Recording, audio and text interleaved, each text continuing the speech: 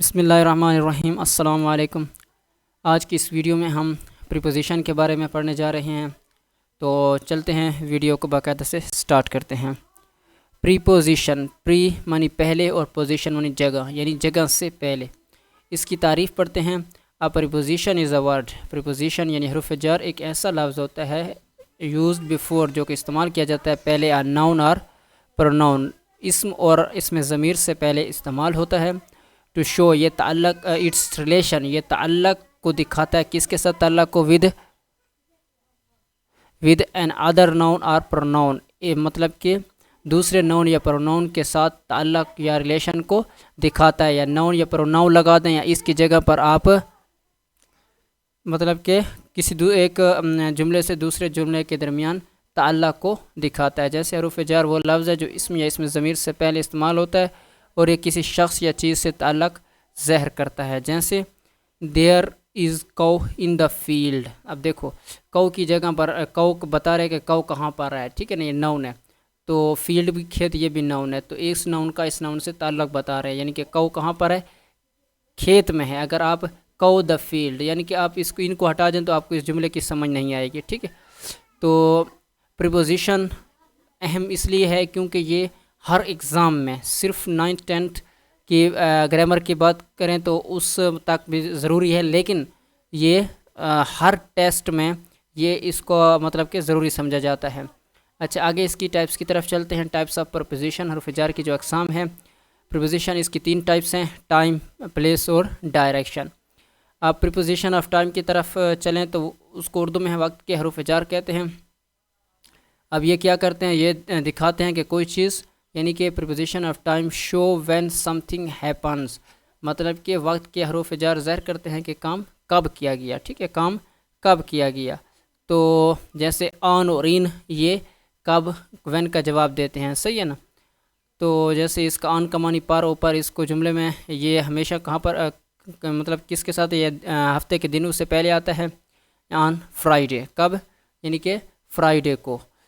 ان معنی اندر یا میں، مطلب یہ منتھس اور اگست، ٹھیک ہے نا، منتھس مہینوں سے پہلے آتا ہے اور سیزن سے پہلے، جیسے ان اگست اور ان آٹم، صحیح ہے۔ اچھا، یہ اس کو کیا کہتے ہیں؟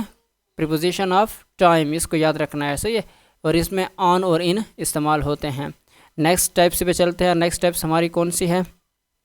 اچھا، ابھی پریپوزیشن آف ٹائم، اس کی تھوڑی اور مثالیں بھی ہیں، جیسے times of the day in the evening air, جیسے کہ دن کے وقت سے پہلے، جیسے ان دا ایوننگ، سال سے پہلے ان، یعنی کہ ان کہاں پر کس جگہ پر استعمال ہوتا ہے؟